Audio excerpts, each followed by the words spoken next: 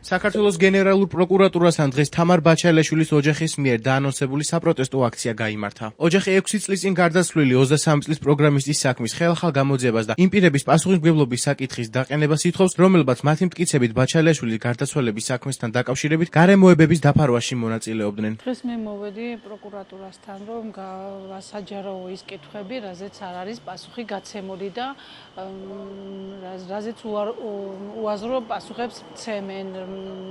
ახლა ყველა კითხვა არ არის, აქ არის ნაწილი კითხვებისა და ვერც ჩაეტეოდა, ამიტომ შემდეგ ორშაბათს დანარჩენ კითხვებს დავამატებ და ისე მოვალ.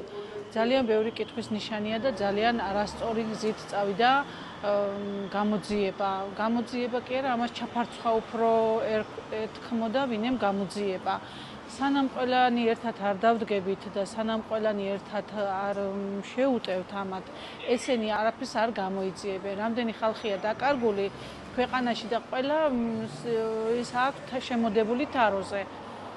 მომიხსნეს დაზარალებული სუფლება, მომიხსნეს და არ დამიბრუნეს კომპიუტერი, არ სოციალური ქსელების ჩანაწერები არ გამოითხოვეს აშშ-დან.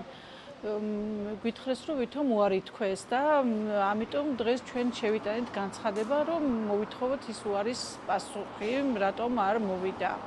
და ამასაც ალბათ ამ საქმეზე ყველაზე მნიშვნელოვანი გარემოება იყო, რომ ამოეღოთ თამარის ტელეფონიდან სოციალური ქსელების მიმოწერები.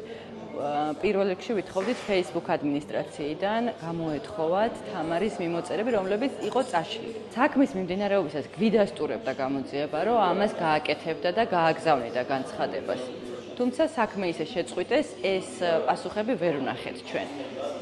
დღეს გვიცხადებენ, რომ Facebook ადმინისტრაციიდან მიიღეს უარი და ვერ მოახერხეს გამოეთხოვათ სამართლებრივი დახმარებით, გამოეთხოვათ Facebook ადმინისტრაციის ამონაწერები. უნდა ვნახოთ ეს უარი, რაც გამოგზავნილია Facebook ადმინისტრაციიდან, რომ შევადაროთ იმ განჩინებას, რაც ხდება საქმეში, რომ ნამდვილად იდენტურია იმ მოთხოვნისა, რა მოთხოვნაც ჩვენ გაგვიზიარეს.